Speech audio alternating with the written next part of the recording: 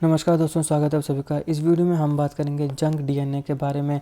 अभी हाल ही में एक रिसर्च आया है जिसमें यह पता चला है कि ये जो जंक डीएनए है ये कैंसर भी कॉज कर सकता है, या फिर इसको स्टडी कर ये भी पता लगाया जा सकता है कि व्यक्ति में कैंसर है कि नहीं है। तो इसलिए सारे इंपॉर्टेंट फैक्ट्स को हम इस वीडियो में कवर करने वाले हैं। यहाँ पे इस वीडियो को अंत तक देखिएगा। चैनल पर नहीं हो तो सब्सक्राइब अवश्य करिएगा। चलिए शुरुआत करते हैं। तो देखिए, एक गार्वन इंस्टीट्यूट ऑफ मेडिकल रिसर्च है, उसने डीएनए के नॉन कोडिंग रीजन्स के ऊपर स्टडी करी और ये पाया कि ये कैंसर कोजिंग एजेंट्स हैं। जो नॉन कोडिंग रीजन्स है डीएनए के, वो कैंसर भी कर सकते हैं। अब ये जो नॉन कोडिंग रीजन्स हैं डीएनए के, उनको हम जंक डीएनए भी बोलते थे। तो अभी तक हम यही मानते थे कि इनका कोई भी काम नहीं है, ये बिल्कुल ऐसे मतलब एकदम जंक है।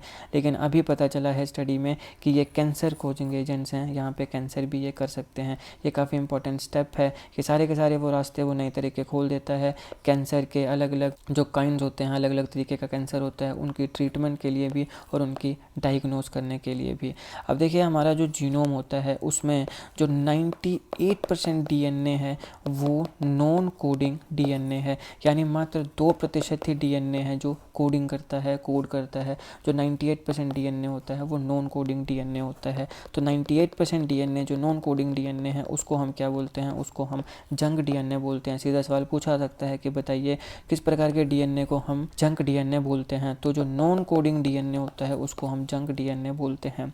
ये नॉन कोडिंग है क्योंकि ये किसी भी प्रोटीन के लिए कोड नहीं करता है। आप सब जानते हैं कि डीएनए जो है वो स्पेसिफिक तरीके से कोड करता है प्रोटीन के लिए। वो कोड करेगा, फिर उस प्रकार की प्रोटीन बनेगी। तो डीएनए का वो हिस्सा जो किसी भी प्रोटीन के लिए कोड नहीं करता है वो नॉन कोडिंग डीएनए है, वो जंक डीएनए है। तो प्रोटीन के लिए जो कोड नहीं करता है वही जंक डीएनए होगा। ये भी आपने ध्यान रखना है, सवाल पूछा सकता है। अब जो साइंटिस्ट हैं उन्होंने ये जो नॉन कोडिंग डीएनए होता है इसमें कुछ चेंजेस फाउंड किए हैं, कुछ चेंजेस पाए हैं। साइंटिस्ट का ऐसा मानना है कि ये जो कुछ चेंजेस हैं इसकी वजह से 12 अलग अलग तरीके के कैंसर जो हैं वो व्यक्ति को हो सकते हैं। उसमें से कुछ जो प्रमुख कैंसर हैं उसमें से प्रोस्टेट कैंसर आता है, ब्रेस्ट कैंसर आता है और कोलोरेक्टल कैंसर आता है। इस प्रकार के 12 अलग अलग कैंसर हैं जो इन चेंजेस की वजह से आ सकते हैं। अब ये जो स्टडी है यहाँ पे मोस्टली जो डीएनए है उसको वहाँ पे स्टडी किया गया जो सीटीसीएफ यहाँ पे ज्वाइन करता है, मतलब सीटीसीएफ के साथ वो ज्वाइन कर सकता है। अब देखिए, ये जो स्पोर्ट्स होते हैं ये काफ़ी इंपॉर्टेंट स्पोर्ट्स होते हैं डीएनए की फोल्डिंग के लिए, ताकि उसको स्पेसिफिक 3D फॉर्म जो है वो दी जा सके, कैसे जीन्स के वर्क को कंट्रोल करके। तो फोल्डिंग जो है डीएनए की, वहाँ पे ये पॉइंट्स काफ़ी इंपॉर्टेंट रोल प्ले करते हैं। अब देखिए, ये जो प्लेसेस हैं अगर मान लो ये मेस्ड अप हो जाए, इनमें कुछ चेंजेस आ जाए, तो फिर इनकी वजह से जो जीन है वो इनकरेक्टली गलत तरीके से एक्सप्रेस करना शुरू कर देगा। तो जीन अगर गलत तरीके से एक्सप्रेस करना शुरू कर दे तो वो कैंसर भी कंट्रीब्यूट कर सकता है। अब ऐसा नहीं है कि हर बार जब जीन गलत तरीके से एक्सप्रेस करेगा तो वो कैंसर ही करेगा, मगर कैंसर भी कर सकता है। यहाँ पे ये बात हो रही है।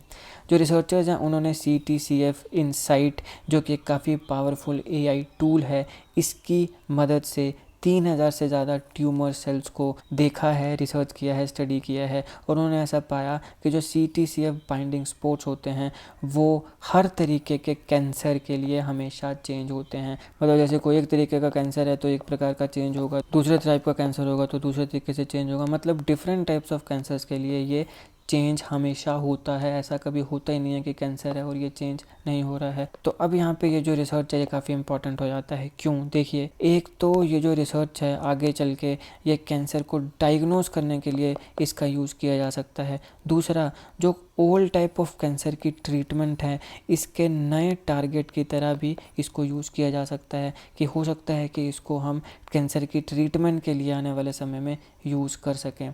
तो यहाँ पे एक जो ऑल टुगेदर नई कैंसर ट्रीटमेंट जो है वो बन सकती है एक या एक से ज़्यादा तरीके के कैंसर्स के लिए इस स्टडी के माध्यम से। अभी ऑब्वियसली इसके ऊपर और ज़्यादा रिसर्च करना पड़ेगा, लेकिन आने वाले समय में ये एक या एक से ज़्यादा तरीके के जो कैंसर्स हैं उनकी ट्रीटमेंट का एक बहुत ही ज़बरदस्त साधन बन सकता है। इसके साथ साथ ये अर्ली डिटेक्शन मार्कर्स की तरह भी काम करेगा। इसके माध्यम से हम हो सकता है आने वाले समय में कैंसर को डायग्नोज भी कर पाएँ।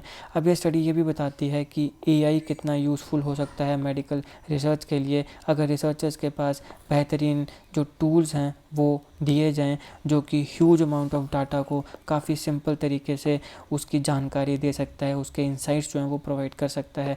तो यहाँ पे ये जो स्टडी है, एक तो ये मेडिकल साइंस से रिलेटेड भी इम्पॉर्टेंट होगी, कैंसर की स्टडी से रिलेटेड भी इम्पॉर्टेंट होगी। दूसरा, हम यहाँ पे इसको एआई के जो पॉजिटिव्स होते हैं, जो प्रोज हैं, उसकी तरह भी कोट कर सकते हैं कि अभी यहाँ पे हाल ही में एक स्टडी हुई जिसमें एआई के माध्यम से इतनी ज़बरदस्त जो फाइंडिंग्स हैं वो निकल के आई हैं। तो ये था इस लेक्चर का एनालिसिस। आई होप आपको वीडियो अच्छी लगी। अगर आपको अच्छी लगे तो लाइक करेगा, शेयर करेगा। साइंस से रिलेटेड मैंने और भी काफ़ी इंपॉर्टेंट टॉपिक्स को कवर किया, जाइए मेरी प्लेलिस्ट में साइंस, वहाँ पे आपको काफ़ी इंपॉर्टेंट टॉपिक्स मिल जाएंगे।